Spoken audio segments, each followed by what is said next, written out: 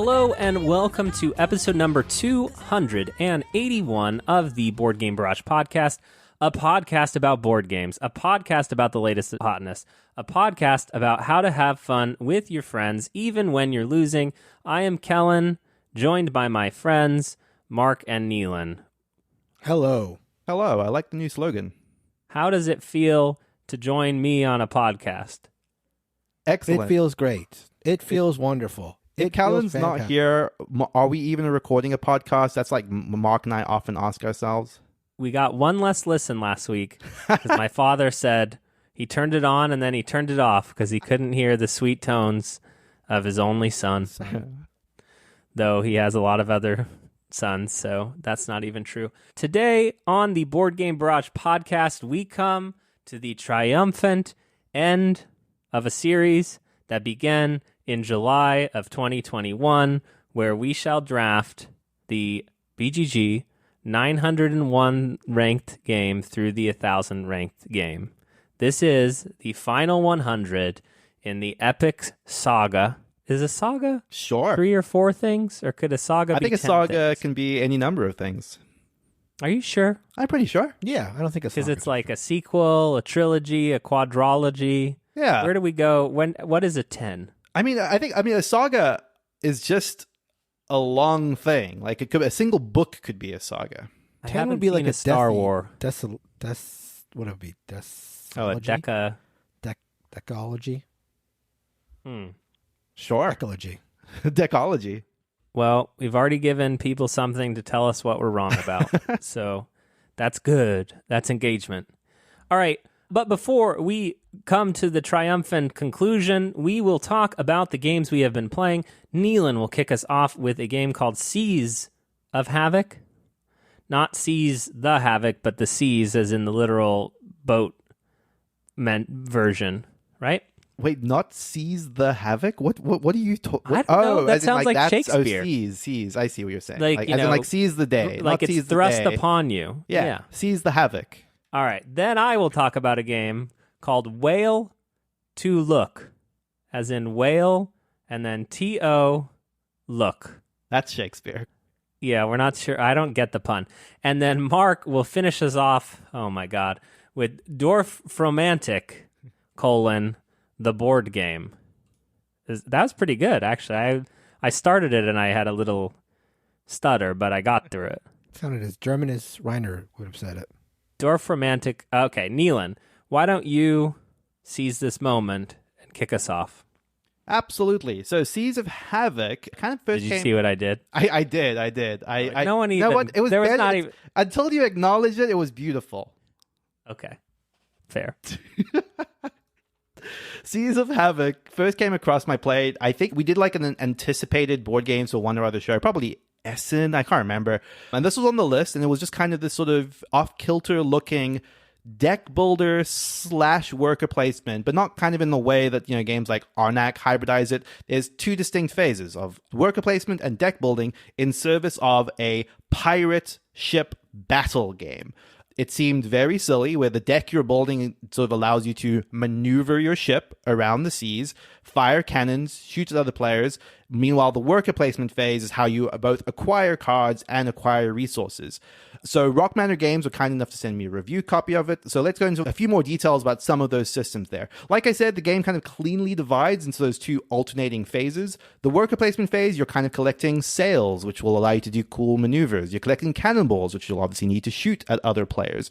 You're also collecting coins, which you can use partially to buy cards. The card market is also one of these sort of worker placement spots. So what you can do on your turn during that phase is choose to either reserve a card or visit one of the islands in order to collect resources. So there's this trade-off of, I want to get this card before anyone else, but I also don't want to miss out on the worker placement spots because I desperately need cannonballs to be able to shoot this turn. So I thought that was actually pretty clever. Like, it actually gives you the opportunity to reserve a card, but then still spend your workers later in order to get the resources you need to buy that card.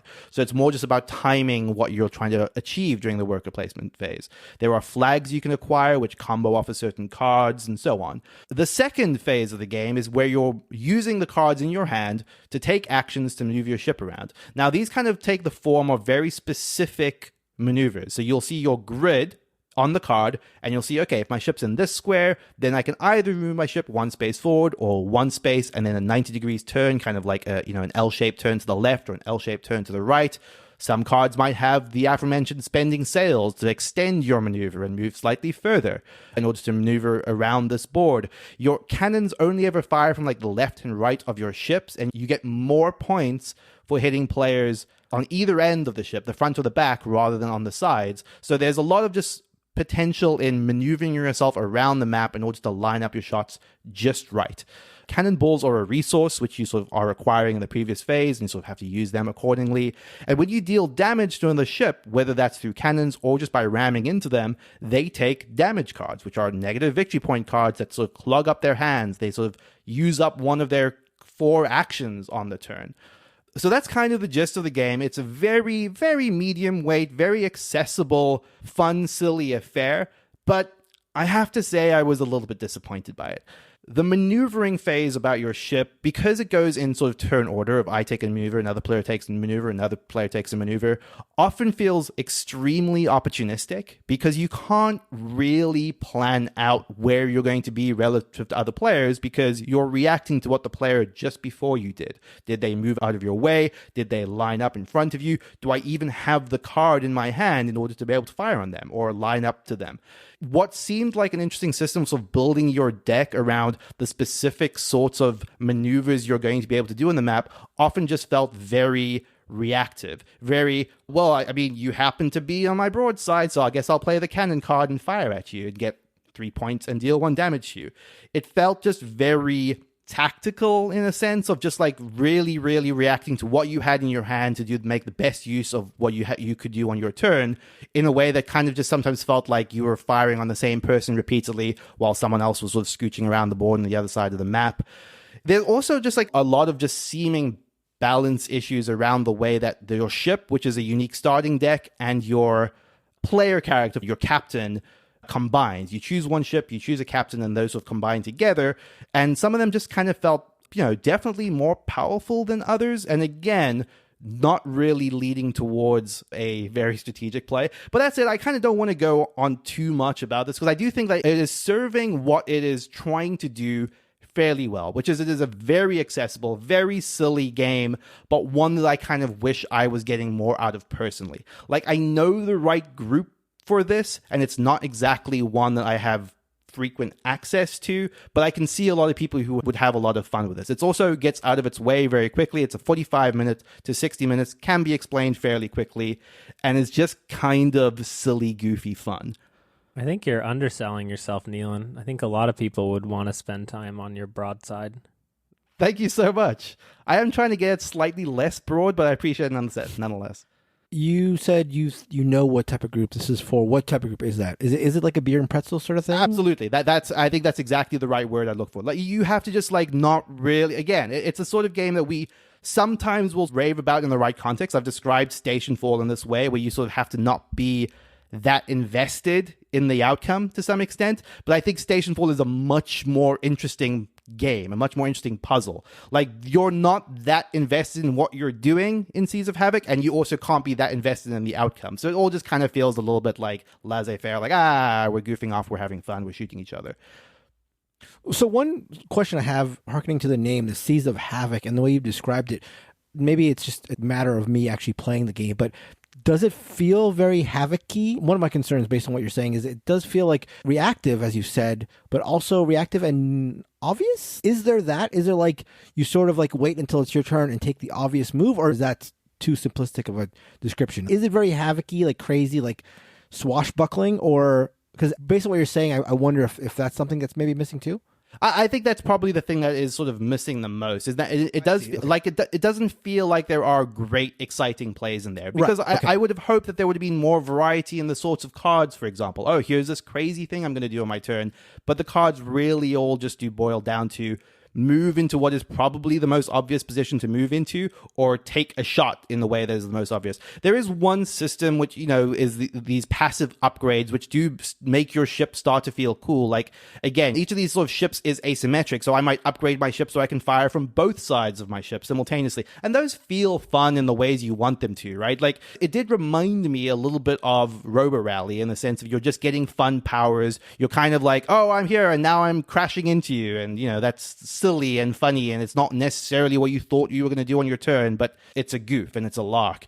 But it did feel intensely like I wasn't really ever making interesting decisions. Got it. But that is Seas of Havoc by Rock Manor Games. This, I believe, has recently fulfilled on Kickstarter, and I think is going to be available in retail shortly. All right, continuing our theme of boating-themed board games, Neil and I had a chance to play the newest Oink game, Whale to Look. I don't believe this is yet available in the US of A, but thanks to a very good friend, codename, don't know his username, codename 001, he changes it all the time. He got a copy for me at the Tokyo Game Market and sent it to me. So I do believe this will be the Gen Con release for Oink. And this comes to us, and I'll quote the designers because they don't normally, from Jun Sasaki, who made Startups, A Fake Artist Goes to New York, and Deep Sea Adventure, and co-designed Maskmen, as well as Bruno Feduti, the designer of games like Citadels, Ink and Gold. Well, I don't know. What's your favorite Bruno Feduti game, Mark? I would say probably Ink and Gold, but maybe, Mission Red Planet is fine. I guess I'm not a huge... What? What's that? You haven't tried Vabank. I've not tried Vabank. Vabank's good. All right, let's get back to whaling in Whale to Look. I would say that Oink was perhaps my number one publisher, and over the past few years, I feel like they're publishing too many games. And I do think that they sort of have like what they consider to be like and this is based on no information, but my complete conjecture, that they have games that are just like, yeah, we'll release that, and then games that they're pretty invested in promoting. And my guess is Whale to Look is in that latter category based on the design pedigree and based on how beautiful the components are. Whale to Look is a sort of bluffing deduction game of whaling, except you are whaling to take pictures of the whales on like a whale sightseeing adventure. So everyone has 3 little boats with 1 tourist in them, 2 tourists in them, and 3 tourists in them. And you are trying to go see the black whale and the white whale, one of which is the orca. I cannot remember which one, but one is an orca, one is a whale. And one of the whales wants to be surrounded by the most fish, and the other whale wants to be surrounded by the least fish. And so you are on this sort of... No, this is true, Mark. Oh, yeah, that's science. Okay. And Marine biology right there. You are on these... What shape are these cards, Neelan? They're not triangles because they have 4 sides. Oh, yeah. They're diamonds. Diamonds. Yeah. You're on diamond sea spaces, or you're on your dock to start the game, and you're surrounded by diamond sea spaces that are surrounded by fish that are face down. And on your turn, you essentially get to peek and look at one of the fish things that's surrounding multiple sea regions, and then you have to land your boat onto one of these sea spaces. And then on subsequent turns, you can either land a different boat in a different sea space or move your boat. And so you're constantly seeing new information. You're constantly looking at where other players are going. You're looking at the markers that show you where they're checking. And essentially, there are multiple fish spots. So if there's a 5 fish spot in the middle, you know that that's the highest amount of fish there can be, that it's highly likely that one of the whales will be visiting a sea space around there. What makes this more interesting and cute is that there is a limit of the amount of players on any individual spot. So there is a rush where you're seeing where people are going, and you're like, oh, I think I need to be there too, even though those players may not know anything about what's actually going on the map. Similar to Survive, where your boat with 1 tourist is worth, 3 times as many points as your boat with 3 tourists. So you're seeing where people are going, why they're going there, what they may have uncovered, because you can also see every tile or every diamond. Thank you, Neelan. Every diamond that they looked at. Oh, thank you. Okay. Thank you, Mark. Well, I don't like to say that, so thank you, Neelan. But you could, goof up the words there to take it home.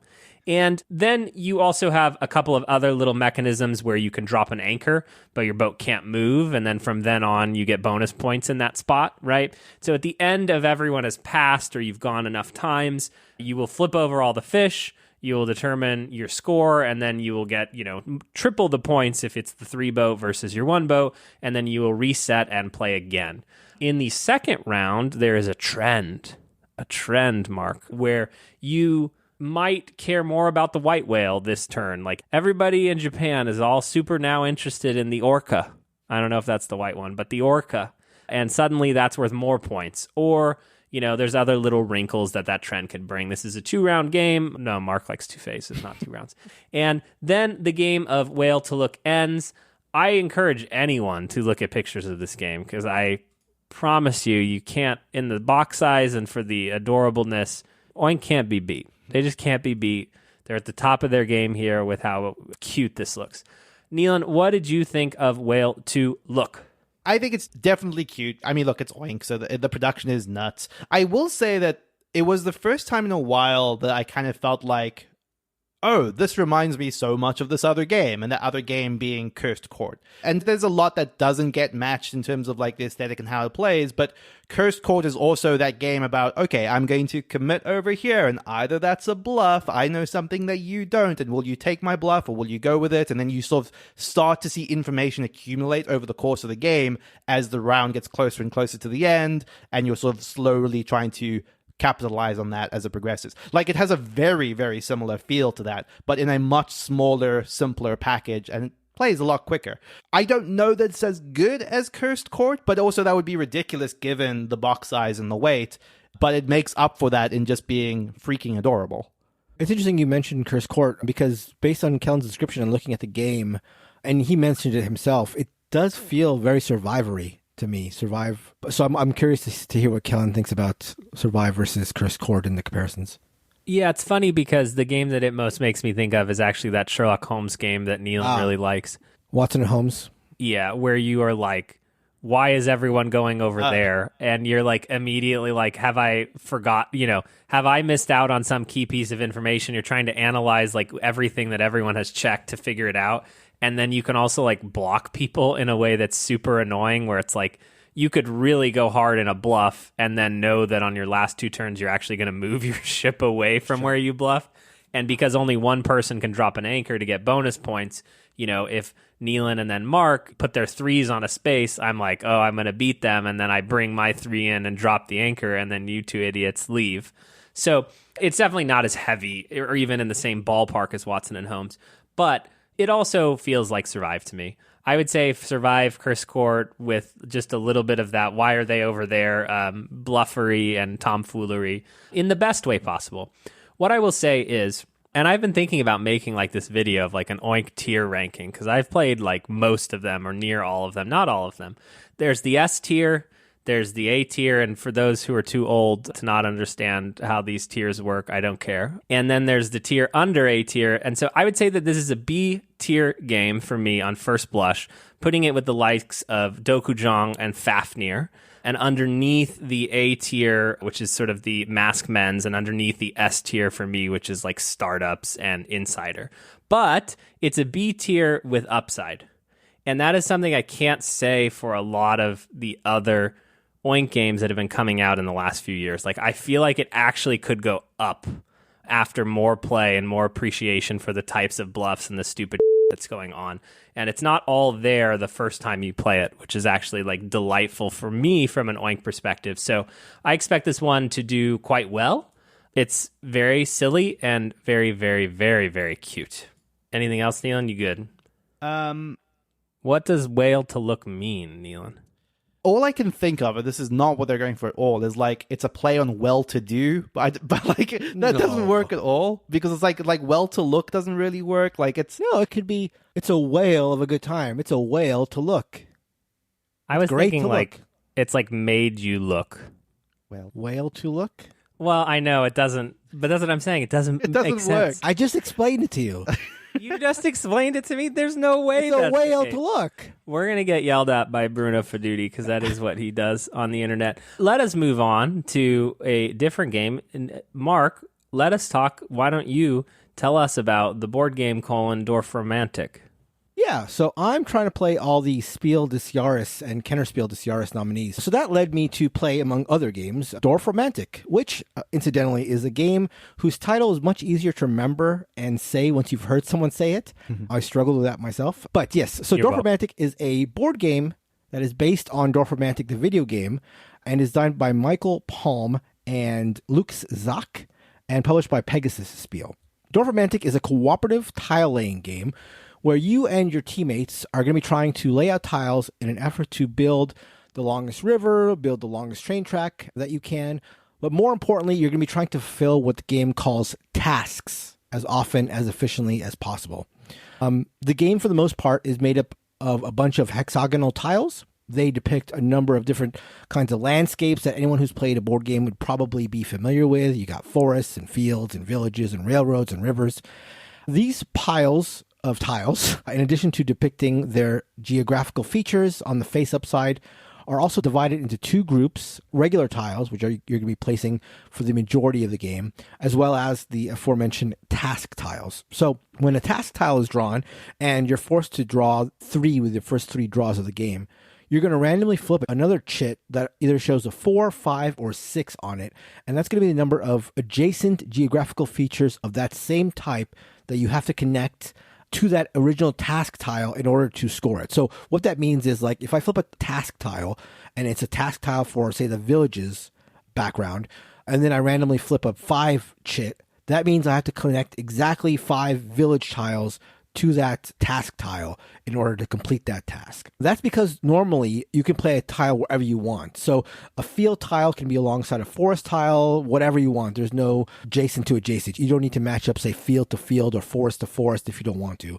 The only exception are the railroads and rivers, which you do need to connect one to the other. So you keep doing this, flipping one tile, placing it anywhere you want, on your burgeoning landscape, until you run out of regular tiles, at which point the game ends. Then you pull out the score pad and you calculate your score based on a bunch of criteria. You'll get points for the longest river, longest railroad, and then based on the number of tasks you've accomplished and stuff like that. Based on that score, you'll be able to mark off a number of spots on this campaign advancement track, which unlocks cards and tiles from boxes that you don't open until you're prompted to. So a little bit of a legacy-ish sort of thing here. And these boxes and tiles and unlocked cards make it possible for you to score more points, which is to say that you can't hit the max tier. So this level of scoring is broken up into tiers. The max tier is 400. I would imagine it's impossible to hit 400 based on the initial tiles of the game. You must unlock more to hit higher tiers. You keep doing that until after some number of games, you finish the campaign. So your score tells you how far to move up the campaign track, which will unlock new cards, new tiles, and you keep doing that presumably until you finish the campaign. Now, first thing I want to say is that this game is fully resettable. There's nothing that needs to be destroyed or marked up or anything. Furthermore, if you wanted to, you could just dump out one of those secret boxes or all the secret boxes and play that way if you wanted. I don't think that's the way the game is necessarily meant to be played, but you could certainly do that and still have a very quote-unquote true game experience. I also want to say that I'd never heard of Dorfromantik, the video game, before finding out about this board game, so my views are colored by that. I'm sure you guys have heard of it. Have you guys played the video game? I've not played it, but this was definitely doing the rounds close to its release in board game circles, especially any board gamers that are also on Twitch. There was a lot of this being played. I always meant to check it out, but never did. It seemed super cool. So, as listeners will know, all the hosts on this show do like some level of interaction in their games, at the very least, and usually want more than just a hint of it. That's not to say that we never appreciate multiplayer solitaire feeling fair, although Kellen probably wouldn't agree to that. But I would say Nealon and I occasionally don't mind a multiplayer solitaire game. So I'm definitely occasionally fine with that, in the mood for something that's not in everyone's face all the time. That said, even when I'm feeling that way, I want some bite, and Dorfromantik is just way too chill for me. Again, I've never played the video game, which I understand is almost explicitly known for being cozy. So if you like that, you'll likely like this, but it's just not really a game for me. I want to start out by saying that yes, the tasks can be difficult, especially when they start piling up, and it can sort of snap you out of that laid back feeling into okay, we got to take this seriously. We got to get this done, sort of situation. But I'm turned off by a number of aspects in the game. The fact that your turn is comprised of flipping a tile and placing it made it feel like the decision space was pretty small. Like you're not picking one tile out of 3. You're just picking one and playing it out. Furthermore, the fact that I could place any tile pretty much anywhere I wanted just exacerbated that like do whatever you want vibe, which I didn't really like. And there's nothing that's going to suppress the co-op quarterbacking problem in this game. Although, as we've said, if you have a quarterbacking problem in your group, that's probably mostly your group problem rather than the game. But it does speak to the fact this that... podcast has a quarterback problem. Who's the quarterback? Who could say? Who can say? But that does speak to the fact that a second, third, or God forbid, fourth player doesn't add anything to the experience other than another brain and making for a slower game. I for one, would not play this at 4. I don't think I played at 3. I barely would go 2. I have a question there, Mark, because something about this, and this is weird because I don't know that I've ever thought this about another game, but it does sort of give off like a Saturday morning with a partner, like you would do like a Jigsaw type vibe. Yep. And do you think it would work in that setting as a 2-player game? Like that would make sense? Yes, I think that is the spot for this. Furthermore, I think the campaign system is nice. And speaking of groups that would like that, there is definitely a group that will enjoy this. If you're a fan of a game like Tokaido or other Zen chill games, this is going to probably be for you. And to harken back to the goal of the Spiel des Jahres, which is to be like a family weight game, this does feel like a pretty easy sell as far as a family game is concerned. Like this is very easy to play with non-gamers, especially as the rules are pretty straightforward and everybody's working together. So yeah, family weight, Saturday morning with your partner sort of thing. Yeah, sure. I can definitely see that. It's just a game that's not right for me. And I'd say that if you're looking for a game that fosters even the slightest hint of competitive feelings, then this won't be a game for you. I mean, I think this is all manifested all the way down to the way that you win the game, which is to say that you mostly don't win the game. What you're trying to do is just try and get a high score, which again is fine, but I very much prefer games with a win-loss condition rather than just trying to outdo your score each time. So yeah, a game I'd recommend for fans of the video game, seems obvious, which I understand has the same vibe, or for really laid back gamers or fans of those kind of games. Honestly, like if you're a fan or if your group was like a fan of, like, to use a Kellen word, Sudoku, and you want like a communal experience of that, then that would work. This is very much a shared puzzle type of game. Just a little too toothless for me, I think. I have one bone to pick with the board game version of this, which is that the video game has a lovely aesthetic that actually, would translate easily to a board game, but it's got like a pastel watercolor aesthetic. And it kind of just feels very like bland and harsh in the board game form. And it kind of just seemed like it would be the easiest thing to just like lift that look as much as possible. Yeah, I mean, as a person who not only did I not know about the video game, I didn't even look at it. It does feel cozy. Again, just because it's so non-competitive and it's so pastoral. Not quite the same vibes I get when I open up a Uwe Rosenberg farming game where I really feel that cozy feeling, even though those games are obviously much harsher. But I get what you're saying. Like another pass making it a little more comfortable feeling would help. But I think it's enough of the way there, at least for me. But again, not a game for me in general. So that is Dorfromantik by Michael Palm and Lucas Sock and published by Pegasus Spiel. I've wanted to try the video game. I can see that working as like a meditative thing, but... Yeah, I have it, and like it just seems like a perfect Steam Deck portable game as well. I know a lot of people play it on their Switch and have like a lot of good things to say about it, but from what I understand, and I don't really understand much of it, like you're basically just growing a village. You're just adding to a village. You're just making it bigger and bigger and stuff like that. Mm-hmm. Yeah, I thought, and I could be completely wrong about this, that it's like you keep going until you hit the fail state, and then that's your score. I don't know if that's the way the board game works, but...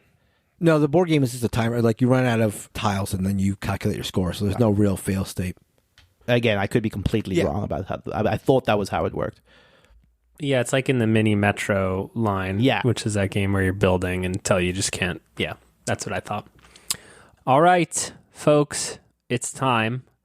We've been waiting. You've been waiting for this since July of 2021. Remember where you were when this fateful journey started, and here it comes to a delightful conclusion with the draft of the BoardGameGeek 901 through 1000. So the way that this works is we will draft 5 games from this list of games in a snake draft, We will put the list up at boardgamebarrage.com/draft.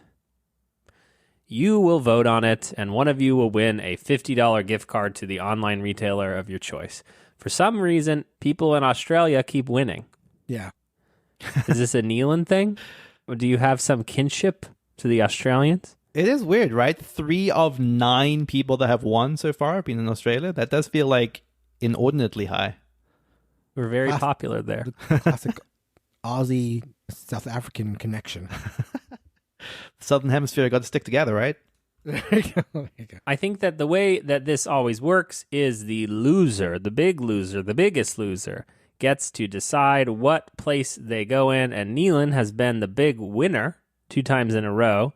Mark, I believe, has been the biggest loser 2 times in a row. That's correct. That means, Mark, you get to choose. Do you go first in this final draft in the BGG series, or do you go middle or last? He's thinking. Still thinking. Can't tell what he's thinking. See, He's here's breathing. the thing. I don't know what I'm doing anymore in this draft. So my inclination obviously is to go, okay, I've been picking third. I've sort of liked the third spot, but what does it serve me? Nothing. It served me no advantage whatsoever. So then obviously the inclination is like, okay, what's the reverse of that? First spot. But I don't know if there's anything that jumps out at me as like the number one game to pick. Like, I don't know if there's a strong number one. Of course, the moment I say that, I know that one of the first things I'm going to read Thursday morning are people saying this was the obvious first. Yeah, you should have done this with the first pick if you'd done this with the first pick. So I'm going to hedge my bet, which obviously will lead me to not winning again, and I'll go second. I don't know what this means. Someone help me with the hosting. If he chooses second, then Kellen gets to pick first. You get to pick your spot next. Oh, I'm picking first because I actually do think there's a first pick. Okay. So I could be wrong, but it's funny. I could be wrong about say, but I don't know that I've ever had the second spot. I feel like I've always been first or third. Maybe I'm wrong about it. I actually prefer second the most because you aren't up ever for double picks. Right. I love the double pick. Oh, I love the double pick. Yeah, good. I can't say that you're a genius, right? Because you keep winning. But I don't know that, like, there's not some moves you're making, like with the third pick, it was like, and then you got us with the fourth pick. Right. But anyway, let us get right to it. The BGG Master Draft. With the first pick of the draft, I will select Caylus 1303. I think this is a quintessential Euro game that is actually lower than it would be if not for its other brother, Caylus. Caylus 1303 is a revision in the same way that Brass Birmingham is a revision of the Brass system. In Caylus, you are playing a very tight Euro game, and you have the provost who is there to shit up. And my God, is this a tense Euro game, one that anyone should aspire to have in their collection, whether it's Caylus 1303 or the OG Caylus. Mark, I think you actually prefer Caylus 1303 to Caylus. I do. And I think it's the best game. If I was to pick my favorite game of this 100, it would definitely be Caylus 1303 for sure. It's tough because it doesn't have as many reviews, right, if we're getting into the meta of why we do it, but it also has some of the affinity and love because it's a Caylus product. Like, I mean, it's literally Caylus, but revved. So I just standing out in terms of looking at this list of games, my God, we're scraping the bottom of the proverbial barrel here. Caylus stood out like a shining beacon, one that everyone should want to have or play or have at least experience in their collection. So excited to be able to draft Caylus 1303 here. Okay, I'm going to draft what I think is one of the hottest games, probably the hottest game I think on this list. Party atmosphere is what we're going for. We're going for inclusion here. We're going to try to open the tent up, make it as big as possible, as all-encompassing as possible. So we're going to go with Ready, Set, Bet. A game that I've personally not played before, but I understand it's uproarious, fun, and the latest from John DeClaire, who has a pretty strong track record. Everybody seems to like it. So, yeah, I'm happy with that pick.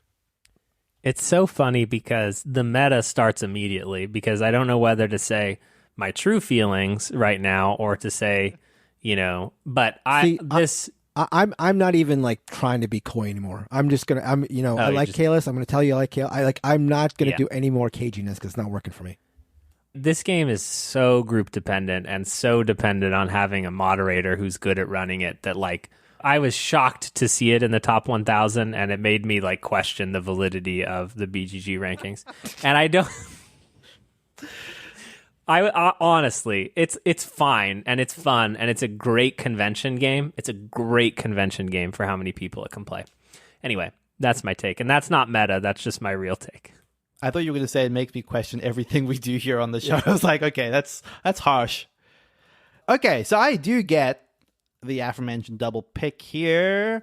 It's interesting because I went into this. With it. I don't know. I went into this like having a pretty strong idea of probably what actually my first 2 picks were going to be, but actually now weirdly second guessing both of them. Are both picks you were considering still available? Yes, they are, thankfully. Okay. I just think that I've miscalculated in like the thought process that led me. This is what happens. I figured this out because the problem is I'm the third pick usually. So what is going on in Nealon's head now is what happens in my head. Like, Nealon he gets the first pick. He feels all like, yeah, I'll do whatever I want. This is what I wanted to do anyway. I got it. I'm fine. But now when it gets to me, I'm like, oh, I'm calculating all these things. So now Nealon feels what I feel all the time. Okay, I'm gonna go for it though. There's a little bit of a gamble in these choices here, but I'm hoping that the 2 that I was just talking about will like wrap back around to me later, but we'll see what happens. The game I'm going to pick as my first pick is Mosaic, A Story of Civilization. This is a very cool new, we've not covered it yet on the podcast, but I've played the game and then loved it. It is a fairly unique take on the civilization genre that is hews closer to Through the Ages style of card tableau building, but with a map thrown in there. It's quite neat. It's weird. It's more about using a number of different decks effectively, whether it's tech. But Mosaic is a neat new take that is gaining a lot of popularity. And I think I'm happy with that. It's interesting because I that wouldn't have even been in my guess, like one of the 15 games drafted. Oh, weird. Not that I haven't heard. Yeah, like it wasn't on my short list. I make a short list of like 20 of them, and I didn't. But that's the beauty of this late in the top 1,000 is your opinions start drifting more because you have less information on everything that's happening. And also, like, the thing that's always so weird about this process, right, is it's like it's always through the lens of the games you know. Like, Mosaic has been in my lens for such a long time that, like, I'm very aware of it. But I feel like there's a strong swell of popularity around it that's growing. So I'm pretty happy with that. My second pick is going to be kind of just because I know it's probably not going to get back to me on this list, and maybe that's a bad reason to pick it, but I do love it. That is Clever Cubed. This is the third in the Gonchon's Clever Roll and Write series, like my favorite line of roll and write games. I wouldn't say it's my favorite of the 3. That still goes to Twice as Clever, but it's a close second. I love the systems in it. It's cool as hell. Like, if you've not played Twice as Clever or Gonchon Clever or Clever Cubed in this case, I highly recommend them. They're really great puzzly roll and write games. And I think with those 2 picks, I feel like I've covered 2 very different bases, high and low end. Is that on your short list, Mark? It was not. It was not even my long list. Although Mosaic was. There was no way I was going to pick Clever Cubed. We could have done 100 rounds of this. I would have been picking games in the 1,000 to 1,300. At your 100th pick would not have been Clever Cubed, you're saying? If there was any way to do it either legally or illegally, I would have made it another pick. I'm not a fan of the Gonchon. Wait, you don't like the games? I like the games on my phone when I'm waiting in line and in no other circumstances, basically. Like, I have to be damning. If I'm at the pharmacist and I have a cold and there's nothing else to do and no one wants to talk to me, then I would like this game. Yeah. If I've read the headlines on CNN and I'm in Chipotle, then I'll do it. Okay. But back to my second round pick here. For my second round pick, I'm going to go with... There are a number of games which you could classify as classics here, but I'm going to go with the one that I think has the most classic-y feeling. That's probably not accurate, but maybe the one that I like the most among the classics, even though I don't think that's even accurate. But I'm going to go with Condottiere. Is going to be the game that I'm going for here. This is a sort of The King's Dead, really tight hand management game. Super, super tight, really fighty, really fun. A lot in a small package. A game that I've always enjoyed. So my second round pick is going to be Condottiere. That's a great one. I now have to pick twice? Mm-hmm. That's how this position works? I don't like it. There's a pressure. I feel it in my bones. I really don't know, guys. That was on my short list. I'm going to be honest with you. That was high on my short list. All right. Mark doesn't even know whether he plays with the FFG rules or the older rules. So I think I play with the FFG rules because the only copy I've ever owned was an FFG. Is there a better? Honestly, I can't remember if the old one was the FFG or the new one. So I take back my insult. But the older rules are better. Oh, really? Regardless. I think I probably played with the newer rules. Like I see games that I know Neelan will pick. Take him away from him. Is that what we do here on this draft? I mean, at this point, as long as Neelan doesn't win, I'm probably happy. All right. I am excited to pick with my second pick of this draft a game that is frequently cited and has not been surpassed as far as I am aware. This comes to us from CGE. This is Adrenaline.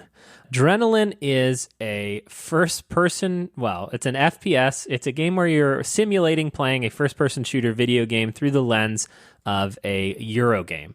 This came out in 2016. Wow, it feels like it's been around longer than that, right? Only came out in 2016. Mm-hmm. Yeah. This is a game that comes up on all the lists of like unique feeling games. Like, I'm surprised I like this because it's more like a Euro and you're sort of running around the board shooting people and scoring victory points in doing so. I know that Neelan likes this game. I know that I should have played this game already by now, but it just pops up often enough on people's top 20, top 50 lists that I have to give it to Adrenaline for the second pick of this draft. Yeah, one of the few games I've repurchased. It's fun. I had a lapse in judgment and got rid of it, and was like, I already missed that, and it's solid. And I'm actually, partly bought it to actually play with Kellen, who told me he hadn't played it, and I was like, yeah, we should definitely play that. This was surely one of the two games that you were holding on to, right? It was on my short list, but no, it wasn't not one of my two. No. Okay. Wait, well, you have two left that you really want still? I have two that like I'm sort of keeping in my. Maybe I'm completely wrong. I almost feel like silly even saying any of this out loud because maybe I'm completely wrong about these two games. But I'm keeping them on my back pocket because I think they're not going to get picked. Oh, you think they're going to fall to you and then you're going to get their value? Yeah, they're value picks that I think we can't let them do that, Mark. Agree. You know what I mean? I agree 100%. I agree 100%. Yeah, but how do we stop him if we don't know? I can do the edit. We can have him pick and then we actually will re-record it. Unlock them. Yeah. I have a feeling one of them is Tragedy Looper. That's a Neelan thing. And now I said it. No one can. This is a visual. It's not a visual medium, but I said Tragedy Looper, and I looked as close as I could to my screen at Neelan's face. But through the power of lag, I'm not sure when Tragedy Looper landed on his face.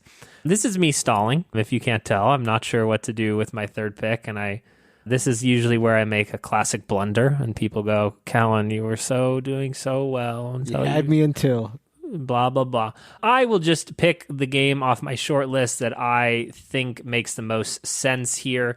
We've got to vary it up from the Euros. I will pick 2017's Meeple Circus. Meeple Circus is a rock-solid stacking dexterity game where you turn on circus music and you start stacking animals and, acrobats and, trapeze artists. It has fun sort of phases to the game. It is a delightful presence. I think that this is about as good as you can get in terms of a replayable dexterity game. I think it will fit in nicely with the collection I have. I feel like it doesn't overstay its welcome, and the sounds that the game makes are pretty funny, though it is a more stressful dexterity game than some of the other ones. That is my third pick, Meeple Circus. That was on my short list. It's so hard to value like short games and party-ish games. Yeah.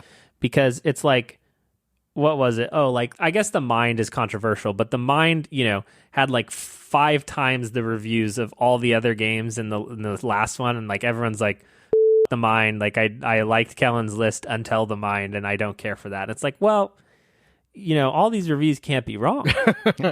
Right. But they were in this case. Okay. Third round pick. Oh. It's like, I just want to get to the bonus Patreon episode so I can it's like, at every turn of the snake, I want to know what you guys think of who's winning. Yeah. You know what I mean? Oh, that would be Because like so I'm looking good. at it now. If we could have like somehow record like our side live record. commentary. Oh, I like that idea. But yeah, that's Because I think I'm doing pretty fantastic right now, boys. But I could be like completely wrong, and that's the. I guess I have 3 games to there too, so that does help make it feel.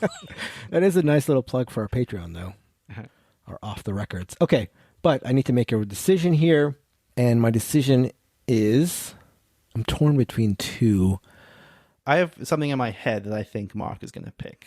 Okay, and I'll be honest if he does. I bet you could guess this. I'm going to go with another, I think, really fun game. It has a lot of variability. Also, a race game, and that is automobiles. That's the one.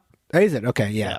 I mean, it is sort of in my alley as far as being like a sports-related game, but, it's a really fun bag builder. I think it's probably my favorite bag builder. If not, it's up there. It's got to be top 2, top 3. Just a lot of cool variability where you can have asymmetric cars and then also asymmetric sort of powers associated with the color cubes. It's a game where you're drawing out cubes from your bag. That will tell you what powers you can activate, how far you can go down the track. And then there's the push your luck elements where if you use some powers that really push you out, they cause wear on your car and can sort of clog up your bag with cubes that don't do anything for you. So yeah, just a really, again, fun push your luck bag building sportsy game and a fun implementation on BGA as well. So happy with automobiles. All right, this is not meta, Mark. Okay, this has nothing to do with the meta, but top 3 bag builder. Yeah. I dare you to name 5 bag builder, like top 3 in a genre that has 4 games in it. Right. I would. Yeah, name 5 bag builders. Okay, you have Orleans, of course. Great. You have. Don't say Altiplano because why not? Orleans again. It's Orleans again. It's not Orleans Part 2 or anything. That's legit. That's legit. Okay, but now I'm in a little bit of a pickle. But I would say, what is another bag builder? Quaxaquedlingburg, obviously. Yeah. I'm at 4. I got to get one more. And I'm going to say Roll for the Galaxy. There's your 5. Eat it. All right. You beat me. Though saying top 3 bag builders. Yeah, true. Fair. That's a fair criticism. We barely made it to 5 here, sir. That's fair. Look, it's fair. Okay. I will admit I was going to pick Automobiles as one of my next 2. Were you? Yeah. Have you played Automobile? Yeah, I've only played it on BGA for what it's worth, but I think it's quite lovely. I like a race game. BGA factor. Yeah, we talk about this sometimes. But I think I'm pretty confident what my next 2 are going to be. So just for the record, Neelan, so just for people who are scoring at home, you have maintained now one of the 2 that were in your back pocket. Your pocket is now only have one game, or does your pocket have 2? I've still not revealed nor chosen the 2 that I was debating choosing. I'm about to pick one of them. One of them. Here it is. This was too much tension for what better to be good. a silly reveal. Better be good. All I'm saying is he better be good. That's all I'm saying. The only notable thing about them is that I literally 180'd on choosing them first and second. But anyway, the first of them, let's get out of the way. The first one is, and I mean this quite sincerely, I think Kellen is probably going to question me on this. Unmatched Battle of Legends Volume 2 as a standalone box, I think is an excellent pick. I think the Unmatched game is really solid. I think in that box, you get 4 characters that feel asymmetric, feel different. You're going to have fun mixing and matching them against each other in different combinations. And even at the point in time where I only had one of these boxes with 4 characters, I had a lot of fun with that game before I even felt the need to add on to it. Unmatched is just such a clever rule set. The simplicity of the cards mixed with the maneuvering around the map, I found fun, and experimenting with each of the 4 characters in that base box I had was great. So Unmatched Battle of Legends Volume 2 is my next pick. Who are the characters in Unmatched Battle of Legends Volume 2? Close your eyes. Close your eyes. I'm not going to be able to remember. I'm not going to be able to keep Name one of the characters in Unmatched Battle of Legends Volume 2. I think Aladdin was one of them. I genuinely can't remember. I get them all confused now. I couldn't tell you which character came from which box, but I think Aladdin was one of them. That might be from Volume 1, actually. It's fine. I don't have to tell the listeners that you're completely wrong and that there is no Aladdin in this box. My second pick is going to be... I'm actually a little bit surprised that this hasn't been picked. I don't think it necessarily should have been anyone's early pick, but I do think that we are often looking for like a meaty Euro in the Uwe style, and you can't do much worse than Lowlands for that. Like, Lowlands feels like a very interactive, very, very much in the vein of Uwe Rosenberg games. Like, he consulted on this game to some extent. It is very much done in the vein of Uwe in everything but name. And it's an excellent game to boot. Lowlands is great. It's visually stunning, beautiful art, has this cool like three-dimensionality to it as you build up the dike that you're sort of protecting your fields from, which is kind of like a semi-co-op mechanic. Very clever. Happy to have Lowlands as my fourth pick. All right. I'm going to go with the most BGB game on this list. I'm going to go Genoa. Whoa. Most BGB game on this list. You got to pick it. You got to pick it. I do think it is the most BGB game on this for list. sure, without a doubt. This is the Euro game that looks like very Euro-y. It's brown and gray and beige and all that stuff, and you're buying resources and trading resources and fulfilling contracts, but every single step of the way you're negotiating for everything. Really, really fun game. A touch too long sometimes, but yeah, very, very interactive, very, very much caring about what everybody's doing, talking to each other the entire game, cajoling, pleading, doing everything you can to get things to break your way. So yeah, Genoa. Good pick, bro. Good pick. Talent respects talent. The only one with no talent here is Neelan for Unmatched Battle of Legends Volume 2. It's so funny because like I'm principled enough to not select it myself, but then salty enough when you pick it to just sit and talk you the whole time, which makes no sense. So now I have to pick two again? Your last two, yeah. But we can cut out the middle where I don't know what's happening, and so I have like anecdotes about like life and happiness. Oof. What will round out these collections, folks? What could do it? Quirkle? I doubt it. Age of Industry, Mark? I thought you would have already gotten Age of Industry. Yeah, it feels a little bit like a second-rate brass to me. That's what I'm worried about. Second-rate brass, I mean, because it's very brassy. It's very brassy. I did not plan for this. I just always hate it because this is the exact moment that someone's like, you f***ed up. Yeah. You f***ed up. Because you had it all. Because here's the thing, like, this is your last couple picks, and literally like 90 games are available or 80 games are available. So everybody thinks like, oh, obviously this is the one that rises to the top because you have all these to choose from. But yeah, Trekking Through History was there, and you didn't pick it. I think that like, and maybe I'm wrong about this, but like there is something about like the last pick having some weight to it, right? Because it's like, start strong, finish strong, which makes it feel like inordinately weighted. That's interesting. I've not thought about that, but there is like, if you had a dramatic pick that everyone like you sniped everybody, like I feel like people would, ride that. Yeah, man, guys, the Unmatched game system. To be clear, we ruled that out. Stalling. Is this what stalling looks like? There's some new games. It's crazy how new a game can get on this part of the list. Yeah. All right. I am ready to make one of my picks, which maybe just prolongs us. People like tableau builders. People like California. I am drafting Santa Monica from AEG. I feel like this is an up and comer. Actually, I saw Dan Thoreau talking about it again recently, which maybe is why I'm selecting it here. Santa Monica is as breezy as the beaches in Santa Monica. It has a color scheme that is delightful. It's fun and pretty, and it's an absolutely rock solid tableau builder, which is a extremely popular genre.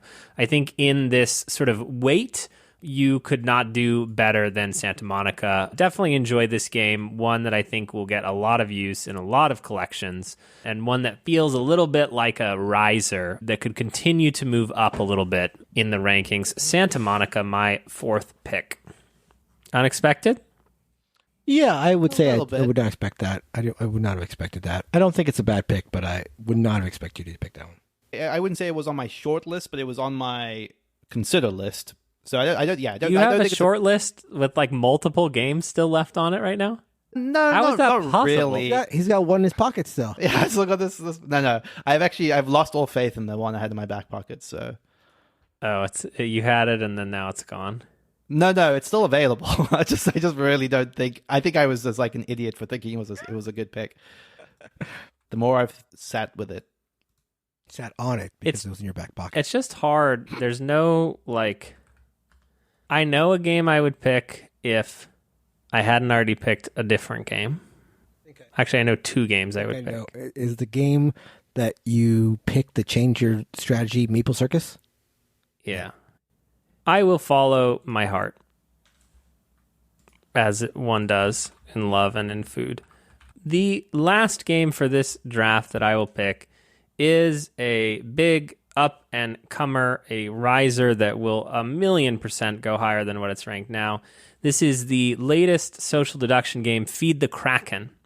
Feed the Kraken is a hidden role game with 3 different factions that plays similar to Secret Hitler, except you're moving on a boat. So it's hilarious in the fact that if the vote goes wrong, your boat moves towards certain chaos towards the left, or it goes to the right the way you want it to go, or if you're a cultist, it goes down the middle. This is a overproduced Kickstarter craziness. There will be another version of this.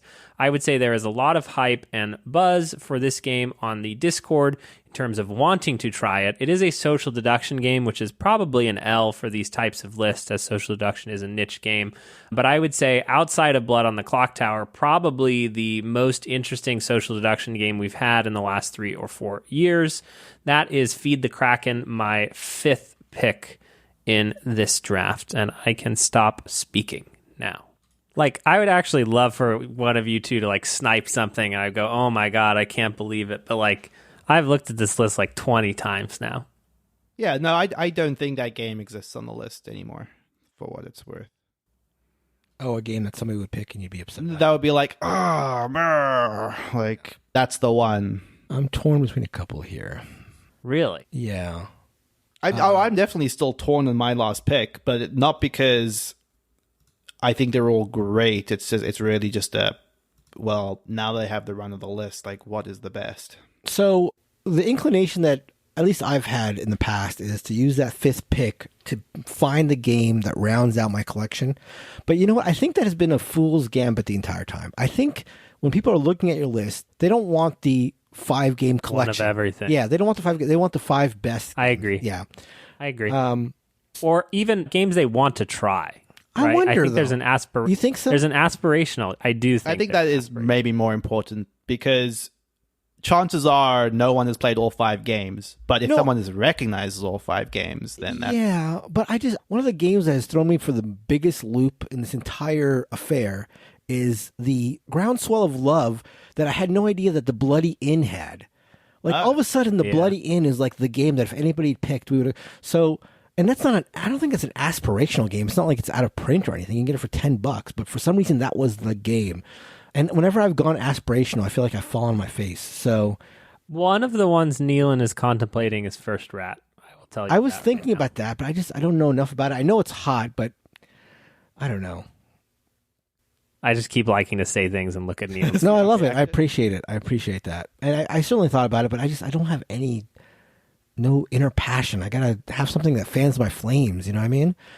So I think I'm going to go with, which is not a very passion-inducing game, but Bloody Inn is not a passion-inducing game. So, but I guess it is for some people. So I'm going to go with, what I think is one of the best games that's left in terms of like solid games.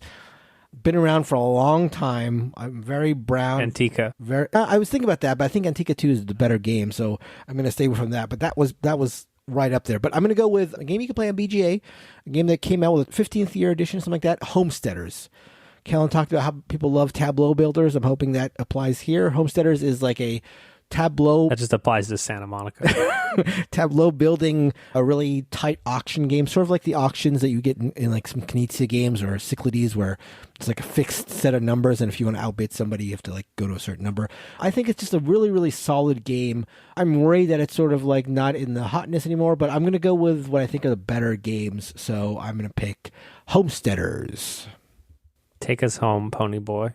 I don't know how much I like Pony Boy, but... Well, you need to reveal. Are you going to save it for the off the record? I think it would be silly not to at least talk it through here. And so, Unmatched was one of the ones I was considering my first 2 because I do think it just had a lot of cachet as like a, hey, people like Unmatched, and as long as we caveated by saying like, hey, you're not getting the Unmatched battle system, then we agreed it was still fair game. But I also had the suspicion that neither of you would pick it, so I think it was like that was going to be a safe back pocket for me. It's like but I didn't pick it out of like respect for the system, honestly. But I also do want to I don't want to play the mind game of what Mark was saying about every Railroad Inc. I want to be quite genuine here, that like if you had that box, you would have a great time. I just don't think it's possible for the voters to separate that, which is how the Railroad Inc. green thing like won it for that other draft. I mean, to be fair, it did it.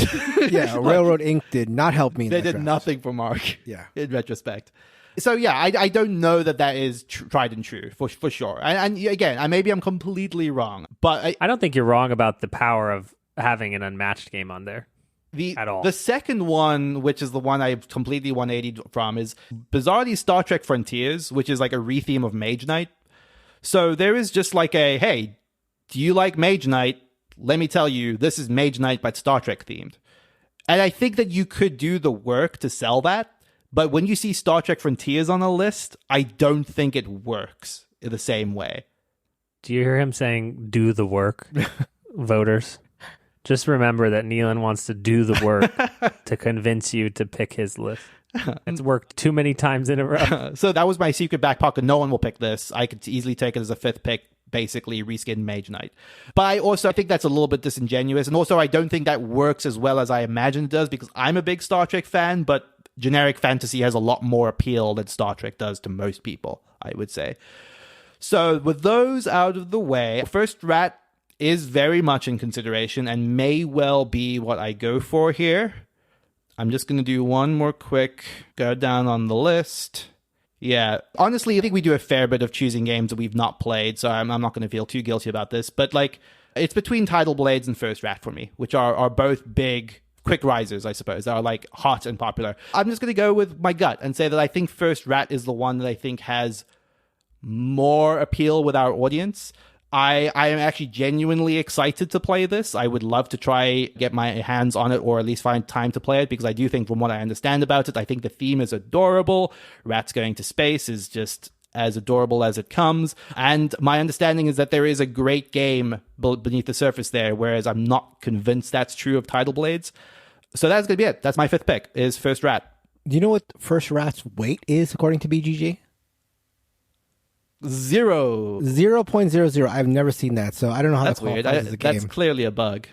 That's basically like rolling dice, I would suppose. It's about rats, Neelan. All right, that is going to do it. This is where you, the listener, comes in. You can win a $50 gift card and help settle this score at BoardGameBarrage.com/draft. We have Kellen's list with Caylus 1303, Adrenaline, Meeple Circus, Santa Monica, and Feed the Kraken. We have Mark with Ready, Set, Bet, Condottiere, Automobiles, Genoa, and Homesteaders. And we have Neelan with Mosaic, Clever Cubed, Unmatched Volume 2, Lowlands, and First Rat. Make your voice heard. Don't let Neelan 3P. That is going to do it for this episode of the Board Game Barrage podcast. We are about to go off the record for our patrons to hash out who we think has won this draft. If you want to support us, you can do that at patreon.com/BoardGameBarrage. Thank you so much to Heart Society for their music, What's on Your Mind, Kid, from their album Wake the Queens. Thank you to everyone who listens to the show, and you can reach us at BoardGameBarrage@gmail.com. You can talk to us on Discord, or you can talk to us on our Facebook group or Board Game Geek Guild. Thank you so much, and good night. Goodbye. Bye-bye.